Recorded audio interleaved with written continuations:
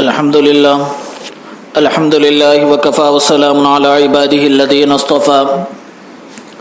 أما بعد فقد قال الله تعالى في القرآن المجيد أعوذ بالله من الشيطان الرجيم بسم الله الرحمن الرحيم والسابقون الأولون من المهاجرين والأنصار والذين اتبعوهم بإحسان رضي الله عنهم ورضوا عنه وأعد لهم جنات تجري تحتها الأنهار خالدين فيها وقال في موضع آخر رضي الله عنهم ورضوا عنه ذلك لمن خشي ربه وقال رسول الله صلى الله عليه وسلم لو كان نبيا لكان عمر أو كما قال عليه الصلاة والسلام۔ محترم بزرگوں، دوستو، اللہ تبارک و تعالیٰ کا ہم پر بے انتہا احسان ہے اور اس کا فضل ہے اور اس کا کرم ہے کہ اللہ تبارک و تعالیٰ نے ہم کو اسلامی سال کے اعتبار سے، اسلامی تاریخ کے اعتبار سے نئے سال میں داخل ہونے کا موقع عنایت فرمایا۔ بہت سارے لوگوں کو اس بات کا علم نہیں ہوگا اور بہت سارے مسلمانوں کو اس بات کا اندازہ نہیں ہے کہ اسلامی تاریخ اور اسلامی سال کہاں سے شروع ہوتا ہے اور اسلامی سال کا آغاز کہاں سے ہوتا ہے۔ بہت سارے مسلمان جہالت کی وجہ سے، کم علمی کی وجہ سے اس بات سے واقف نہیں ہیں۔ اسلامی سال کا آغاز جو ہوتا ہے، اسلامی اعتبار سے، مسلمانوں کے سال کے اعتبار سے جو آغاز ہوتا ہے وہ محرم الحرام سے ہوتا ہے۔ ایک محرم الحرام سے اسلامی نئے سال کا آغاز ہوتا ہے اور آئندہ شوال کو، ذی الحجہ کو یہ سال ختم ہوتا ہے۔ یہ اللہ تبارک و تعالیٰ نے اسلامی سال کا حساب رکھا ہے۔ یہ اسلامی سال کا آغاز اور اسلامی سال کا حساب کہاں سے شروع ہوا؟ تو آپ کو یہ بات معلوم ہونی چاہیے کہ آپ صلی اللہ علیہ وسلم کی زندگی میں اور آپ صلی اللہ علیہ وسلم کی حیات میں تو اسلامی سال کا آغاز نہیں ہوا، اور اسی طریقے سے حضرت ابوبکر صدیق رضی اللہ تعالیٰ عنہ کے خلافت کے زمانے کے اندر بھی اسلامی سال کا آغاز نہیں ہوا اور اسلامی گنتی کا آغاز نہیں ہوا۔ لیکن جیسے ہی حضرت عمر رضی اللہ تعالیٰ عنہ کی خلافت کا دور آیا تو حضرت عمر فاروق رضی اللہ تعالیٰ عنہ نے یہ اسلامی سال کا آغاز کیا اور اسلامی تاریخ کا آغاز کیا اور اسلامی ایئر کا آغاز کیا۔ یہ آغاز حضرت عمر فاروق رضی اللہ تعالیٰ نے کس اعتبار سے کیا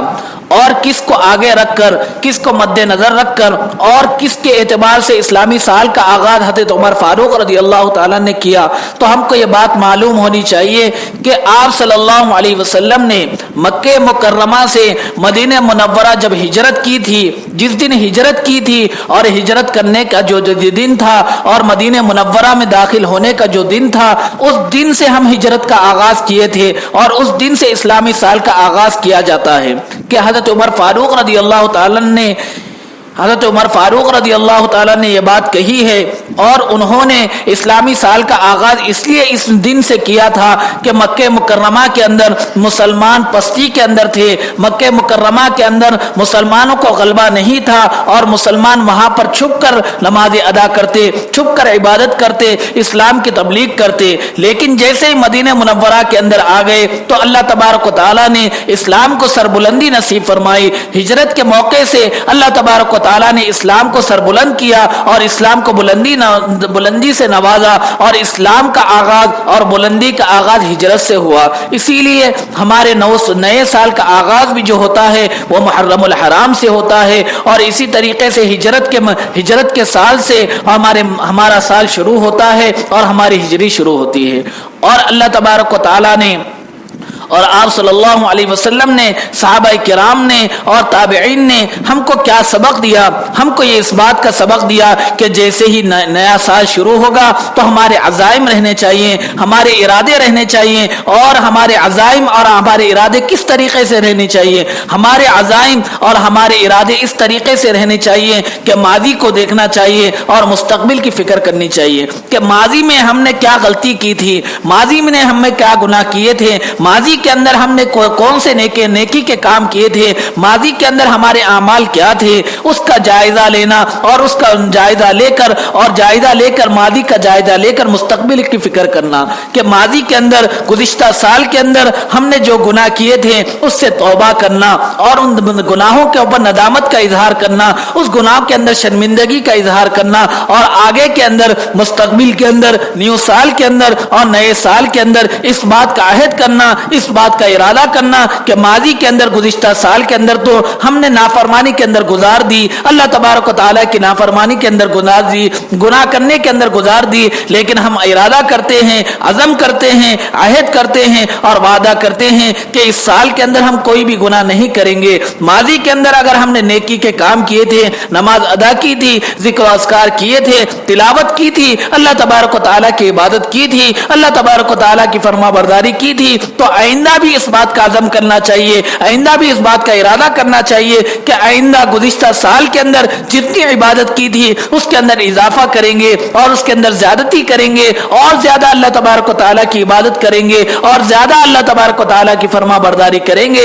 اور زیادہ اللہ تبارک و تعالیٰ کی اطاعت کریں گے. گناہوں پر ندامت کا اظہار کرنا، گناہوں سے توبہ کرنا اور گناہوں سے سچی پکی توبہ کرنا، اور آگے کے اعمال کے اندر، آگے کی عبادت کے اندر زیادہ سے زیادہ عبادت کرنے کی توفیق کو مانگنا اور زیادہ سے زیادہ عبادت کا ارادہ کرنا، عزم کرنا، یہ آپ صلی اللہ علیہ وسلم کی تعلیمات ہیں، صحابہ کرام کی تعلیمات ہیں. جب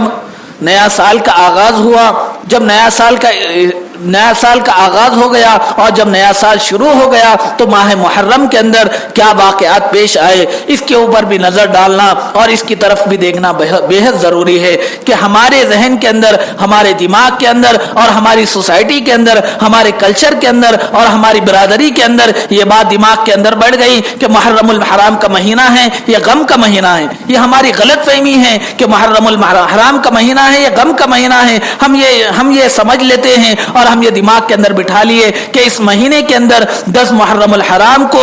نواسی رسول حضرت حسین رضی اللہ تعالیٰ عنہ کی شہادت ہوئی تھی، اسی لیے غم کا مہینہ ہے. یہ ہماری غلط فہمی ہے. سب سے پہلے جب ہم نئے سال کا آغاز کرتے ہیں، جیسے اس مہینے کے اندر داخل ہوتے ہیں تو 1 محرم الحرام کو جس صحابی کی شہادت ہوئی، خلیفہ ثانی حضرت عمر فاروق رضی اللہ تعالیٰ عنہ کی شہادت ہوئی. یہ ہمارے دل کے اندر، ہمارے دماغ کے اندر اور ہمارے علم کے اندر نہیں ہے. تو ہم نے اس بات کا اور ہم نے یہ سمجھ لیا کہ حضرت عمر فاروق رضی اللہ تعالیٰ عنہ کی شہادت نہیں ہوئی بلکہ حضرت حسین رضی اللہ تعالیٰ عنہ کی شہادت ہوئی، اسی لیے یہ مہینہ غم کا مہینہ ہے. ہمارے دل کے اندر سے، ہمارے دماغ کے اندر سے اس بات کو نکال دینا کہ اللہ تبارک و تعالیٰ نے ہر مہینہ اللہ تبارک و تعالیٰ کا بنایا ہوا ہے، ہر دن اللہ تبارک و تعالیٰ کا بنایا ہوا ہے، ہر وقت اللہ تبارک و تعالیٰ کا بنایا ہوا ہے. اگر ماہ محرم الحرام کے دن کے اندر یا 10 تاریخ کے اندر یا عاشورے کے دن حضرت حسین رضی اللہ تعالیٰ عنہ کی شہادت ہوئی یا 1 محرم الحرام کو حضرت عمر فاروق رضی اللہ تعالیٰ عنہ کی شہادت ہوئی تو یہ غم منانے کا نہیں ہے بلکہ خوشی منانے کا مہینہ ہے. اللہ تبارک و تعالیٰ نے ان کو شہادت جیسی دولت سے نوازا ہے اور اللہ تبارک و تعالیٰ نے ان کو شہید کیا ہے. اسلام کے اندر، اسلام کی تعلیمات کے اندر اور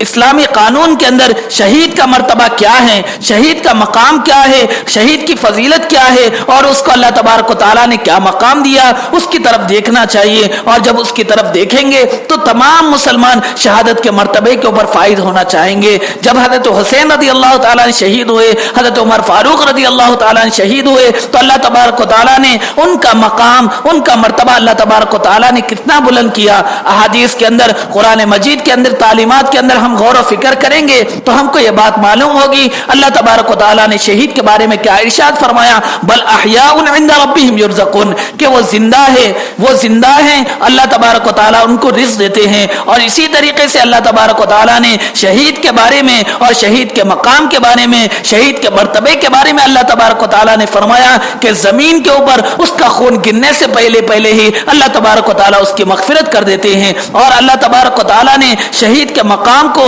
اور شہید کے مرتبے کو بلند کیا ہے، اور جب کوئی آدمی شہید ہوتا ہے تو اللہ تبارک و تعالیٰ اس کی بخشش کر دیتے ہیں اور اس کو معافی کا پروانہ دے دیتے ہیں اور اس کو جنت کا پروانہ دے دیتے ہیں۔ تو ہم کو یہ چاہیے تھا کہ اس کے اوپر خوشی منانا چاہیے کہ اللہ تبارک و تعالیٰ نے حضرت عمر فاروق رضی اللہ تعالیٰ عنہ کو شہادت جیسی دولت نصیب فرمائی اور حضرت حسین رضی اللہ تعالیٰ عنہ کو شہادت جیسی دولت نصیب فرمائی۔ ہم کو بھی اللہ تبارک و تعالیٰ نے ان کے طفیل میں، اور ہم کو بھی اللہ تبارک و تعالیٰ نے جیسے انہوں نے شہادت کی دولت سے نوازا تھا اللہ تبارک و تعالیٰ نے، اور جیسے انہوں نے اللہ کے راستے کے اندر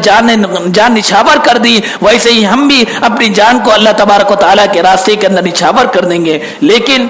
ہم نے ہمارے معاشرے کے اندر، ہمارے کلچر کے اندر، ہماری سوسائٹی کے اندر، ہمارے ذہن کے اندر، ہمارے دماغ کے اندر کیا بات بٹھا لی؟ ہم نے یہ سمجھ لیا کہ شہادت ہو گئی تو ہمیں غم منانا چاہیے، سوگ منانا چاہیے، اور ان کے اوپر غم کا اظہار کرنا چاہیے، تعزیہ کرنا چاہیے، اور 10 دنوں کے اندر اور محرم المحرم کے مہینے کے اندر کوئی بھی اچھا کام اور کوئی بھی خوشی کا کام نہیں کرنا چاہیے۔ یہ اسلامی تعلیمات کے بالکل خلاف ہے، یہ اسلامی تعلیمات کے بالکل خلاف ہے۔ اللہ تبارک و تعالیٰ تو یہ کہہ رہے ہیں کہ شہید کا مقام بلند ہے، شہید کا مرتبہ بلند ہے، اللہ تبارک و تعالیٰ اس کو جنت کی خوشخبری دے رہے ہیں، اور ہم ہمارے اعمال سے یہ بتلا رہے ہیں کہ شہادت کا جو عمل ہے وہ غم کا عمل ہے، اور اس کے اوپر سوگ بنانے کا عمل ہے، اور اس کے اوپر غم زدہ ہونے کا عمل ہے۔ یہ ہمارے اعمال سے اس بات کا سبق نکلتا ہے اور اس بات کا پیغام نکلتا ہے۔ اسی لیے محرم الحرام کے 1 تاریخ کے اندر حضرت عمر فاروق رضی اللہ تعالیٰ عنہ کی شہادت ہوئی۔ حضرت عمر فاروق رضی اللہ تعالیٰ عنہ کون تھے؟ اس کی طرف بھی دیکھنا اور اس کے پس منظر کی طرف بھی دیکھنا، ان کی سیرت کو معلوم کرنا اور ان کے سوانے کو معلوم کرنا اور ان کی چیزوں کو معلوم کرنا بے حد ضروری ہے۔ حضرت عمر فاروق رضی اللہ تعالیٰ عنہ کون تھے؟ بہت سارے لوگوں کو معلوم ہے کہ حضرت عمر فاروق رضی اللہ تعالیٰ عنہ صحابی ہے اور خلیفہ دوم ہیں۔ آپ صلی اللہ علیہ وسلم کے اس دنیا سے پردہ فرما جانے کے بعد سب سے پہلے خلیفہ حضرت ابو بکر صدیق رضی اللہ تعالیٰ عنہ بنے۔ امت کے جو خلیفہ تھے، امت کے سالار تھے اور امت کے آقا جو بنے تھے وہ حضرت ابو بکر صدیق رضی اللہ تعالیٰ عنہ بنے تھے، اور اس کے بعد امت کے سالار اور امت کے رہبر جو بنے تھے حضرت عمر فاروق رضی اللہ تعالیٰ عنہ بنے تھے۔ حضرت ابو بکر صدیق رضی اللہ تعالیٰ عنہ کی خلافت کے بعد حضرت عمر فاروق رضی اللہ تعالیٰ عنہ خلیفہ بنے۔ ان کی زندگی جب ہم پڑھیں گے تو ہم کو یہ بات معلوم ہوگی کہ عجیب طریقے سے اللہ تبارک و تعالیٰ نے ان کی زندگی گزاری تھی۔ جب بچپن کا زمانہ تھا، جوانی کا زمانہ تھا، تو انہوں نے چرواہے چراتے ہوئے، بکریاں چراتے ہوئے گزار دی۔ لیکن حضرت عمر فاروق رضی اللہ تعالیٰ عنہ کے بارے میں آتا ہے کہ حضرت عمر فاروق رضی اللہ تعالیٰ عنہ بہادر بھی تھے، شجاع بھی تھے۔ پورے علاقے کے اندر، پورے ملک کے اندر، پورے مکے کے اندر، پورے مکے معظمہ کے اندر، پورے عرب کے قبائل کے اندر ان کی بہادری کا، ان کی شجاعت کا ڈنکا بجایا کرتا تھا، اور پوری بہادری ان کے پورے لوگوں کے اندر مشہور تھی۔ اور حضرت عمر فاروق رضی اللہ تعالیٰ عنہ کے بارے میں آتا ہے کہ ان کو لکھنا پڑھنا بھی آتا تھا، اور حضرت عمر فاروق رضی اللہ تعالیٰ عنہ کے بارے میں آتا ہے کہ گھوڑ سواری بھی آتی تھی، تیر چلانے بھی آتا تھا، تلوار چلانے بھی آتا تھا، اور انہوں نے نوجوانی کی حالت کے اندر ہی، بچپن کی حالت کے اندر ہی، اسلام سے پہلے ہی انہوں نے ان تمام چیزوں کو سیکھ لیا تھا۔ لیکن جب اتنے بہادر تھے، اتنے شجاع تھے، اتنے بہادر اور اتنے شجاع ہونے کی وجہ سے جب وہ کافر تھے، جب اسلام کے دامن میں پناہ نہیں لیے تھے، جب اسلام کو قبول نہیں کیے تھے، جب انہوں نے یہ دیکھا کہ اسلام پھیل رہا ہے، اسلام کو غلبہ نصیب ہو رہا ہے، اسلام کو اللہ تبارک و تعالیٰ غلبہ نصیب کر رہا ہے، اسلام آئے دن پھیلتے جا رہا ہے، تو انہوں نے اس بات کا عزم کیا، اس بات کا ارادہ کر کے نکلے کہ آج اسلام کی جو جڑ ہے اس کو ختم کر دینا چاہیے۔ اور آقا نامدار تاجدار مدینہ محمد عربی صلی सल्लल्लाहु अलैहि वसल्लम को शहीद कर देना चाहिए। तो इस घर से, इस इरादे से निकले थे। जब घर से निकले थे तो इस इरादे के साथ निकले थे, लेकिन रास्ते के अंदर एक उनके रिश्तेदार जो वो सहाबी बन गए थे, इस्लाम को उन्होंने कबूल कर लिया था, तो उन्होंने कहा कि पहले अपने घर की खबर लीजिए, तुम्हारे घर के अंदर बहन भाई और भाई बहन इस्लाम को कबूल कर चुके हैं। तो हज़रत उमर फारूक रज़ी अल्लाह ताला जो गुस्से की हालत में थे, उनका गुस्सा दोगुना हो गया और गुस्सा बढ़ गया, और गुस्से की ज्यादती की वजह से उन्होंने ये कहा कि सबसे पहले मैं अपने बहन भाई की और बहन की खबर लेता हूं और उनकी खबर लेकर जाकर आका इनामदार ताजदार मदीना मोहम्मद अरबी सल्लल्लाहु अलैहि वसल्लम को शहीद कर देता हूं। तो उन्होंने जब ये सुना कि बहन भाई और भाई बहन मुसलमान हो चुके हैं, तो हज़रत उमर फारूक रज़ी अल्लाह ताला बहन के घर के अंदर आए और दरवाजा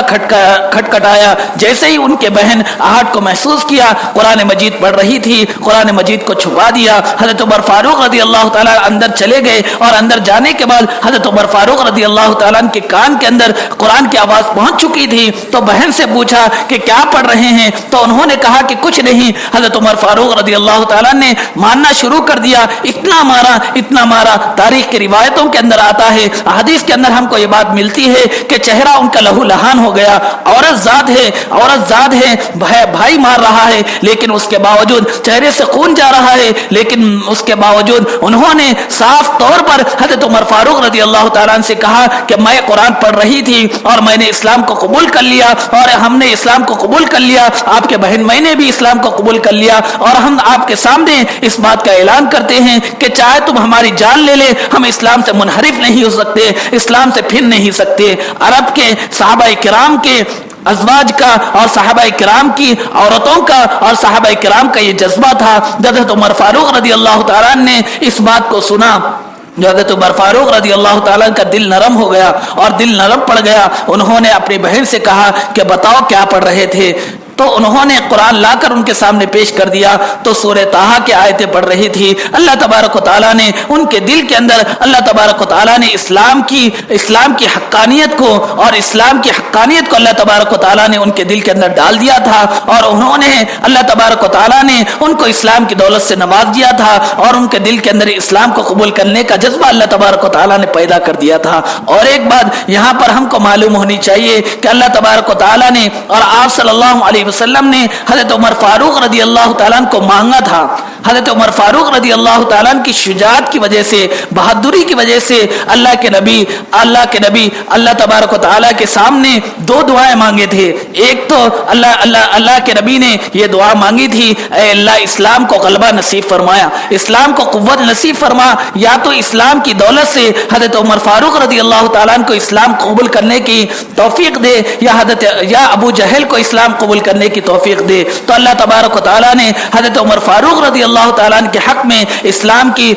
की हक्कानियत को और आप सल्लल्लाहु अलैहि वसल्लम की दुआ को कबूल किया। तो हज़रत उमर फारूक रज़ी अल्लाह ताला आप सल्लल्लाहु अलैहि वसल्लम की दुआ की वजह से और आप सल्लल्लाहु अलैहि वसल्लम के मांगने की वजह से अल्लाह तबारक व तआला ने उनको इस्लाम की तौफीक नसीब फरमाई, इस्लाम की दौलत से सरफराज फरमाया। हज़रत उमर फारूक रज़ी अल्लाह ताला ने जब सूरह ताहा को पढ़ा और सूरह ताहा को पढ़ने के बाद उनका दिल नरम हुआ, और नरम होने के बाद उन्होंने अपनी बहन से कहा कि चलो आप सल्लल्लाहु अलैहि वसल्लम के पास चलते हैं, मैं भी इस्लाम को कबूल करना चाहता हूं। तो हज़रत उमर फारूक रज़ी अल्लाह ताला आप सल्लल्लाहु अलैहि वसल्लम के पास आते हैं, दरवाजा खटखटाते हैं, सहाबाए किराम तशरीफ फरमाते हैं, सहाबाए किराम देखते हैं और सहाबाए किराम को मालूम हो जाता है कि हज़रत उमर फारूक रज़ी अल्लाह ताला आए हैं, कोई ना कोई उनके दिल के अंदर खोट है और कोई ना कोई किसी इरादे से आए हैं। तो तमाम सहाबाए किराम हज़रत अमीर हमजा रज़ी अल्लाह ताला कहते हैं कि अगर आकर आप सल्लल्लाहु अलैहि वसल्लम से सही अंदाज से बात करेंगे तो हम उनका एजाज करेंगे,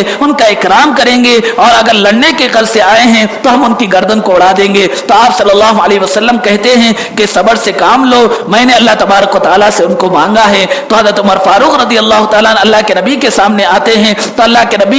के नबी के सामने हज़रत उमर फारूक रज़ी अल्लाह ताला ये कहते हैं कि मैं इस्लाम को कबूल करना चाहता हूँ। जब हज़रत उमर फारूक रज़ी अल्लाह ताला अपनी जुबान से ये अल्फाज कहते हैं तो अल्लाह के नबी की जुबान से बेसाख्ता अल्लाहु अकबर के अल्फाज निकलते हैं, और तमाम सहाबाए किराम भी अल्लाहु अकबर के अल्फाज निकालते हैं।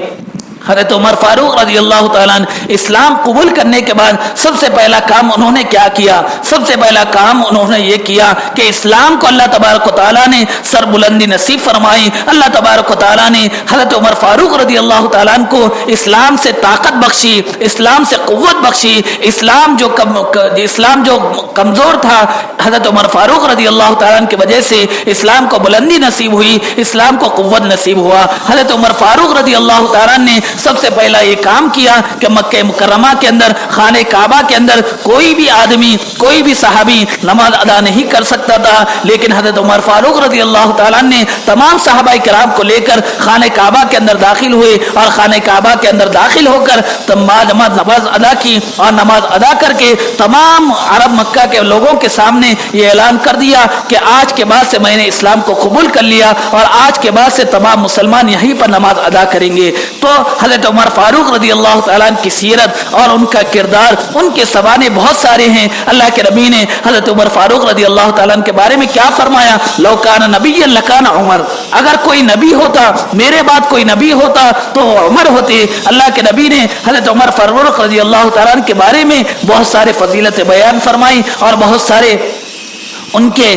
فضیلت بیان فرمائیں. ان کے بارے میں عشر مبشرہ میں سے ہیں, اور اسی طریقے سے بہت سارے ان کے فضائل ہیں. ان کی سیرت کو بیان کرنا شروع کریں گے, ان کے کردار کو بیان کرنا شروع کریں گے, ان کے بچپن کی حالت میں, ان کی جوانی کی حالت کو, اور ان کے مکہ مکرمہ کی حالت کو, مدینہ منورہ کی حالت کو, اور اسی طرح خلافت کے زمانے کی حالت کو جب بیان کریں گے تو مستقل ایک بیان ہو سکتا ہے. اسی لیے سیرت کی کتابوں کو پڑھنا چاہیے, بیانوں کو سننا چاہیے, اور سیرت کی کتابوں کو پڑھ کر حضرت عمر فاروق رضی اللہ تعالیٰ عنہ کے بارے میں معلوم کرنا چاہیے. یہ مہینہ محرم الحرام کا مہینہ ہے. 1 تاریخ یکم محرم الحرام حضرت عمر فاروق رضی اللہ تعالیٰ عنہ کی شہادت کا مہینہ ہے, اور یکم محرم الحرام آج کی تاریخ 1 محرم الحرام کی تاریخ کے اندر حضرت عمر فاروق رضی اللہ تعالیٰ عنہ کی شہادت ہوئی. اسی لیے ان کی سیرت کو معلوم کرنا, ان کے کردار کو معلوم کرنا, ان کی تعلیمات کو معلوم کرنا, ان کے سوانے کو معلوم کرنا, اور اپنے دل کے اندر سے اور اپنے دماغ کے اندر اس بات سے نکال دے رہا کہ بحیرہ غم کا بحیرہ ہے. یہ بحیرہ غم کا بحیرہ نہیں ہے بلکہ خوشی کا بحیرہ ہے. اس بحیرے کے اندر اللہ تبارک و تعالیٰ نے حضرت عمر فاروق رضی اللہ تعالیٰ عنہ کو شہادت جیسی دولت نصیب فرمائی, اور اسی طریقے سے 10 محرم الحرام کو حضرت حسین رضی اللہ تعالیٰ عنہ کو شہادت کی دولت سے نصیب فرمائی. اللہ تبارک و تعالیٰ سے دعا ہے کہ اللہ تبارک و تعالیٰ تمام مسلمانوں کو حضرت عمر فاروق رضی اللہ تعالیٰ عنہ کی سیرت کو پڑھنے کی, ان کے کردار کو پڑھنے کی, اور ان کے بارے میں معلومات کرنے کی توفیق عطا فرمائے. اللہ تبارک و تعالیٰ سے دعا ہے کہ اللہ تبارک و تعالیٰ کہنے سننے سے زیادہ عمل کی توفیق عطا فرمائے. آمین. واخر دعوانا الحمدللہ رب العالمین. سنت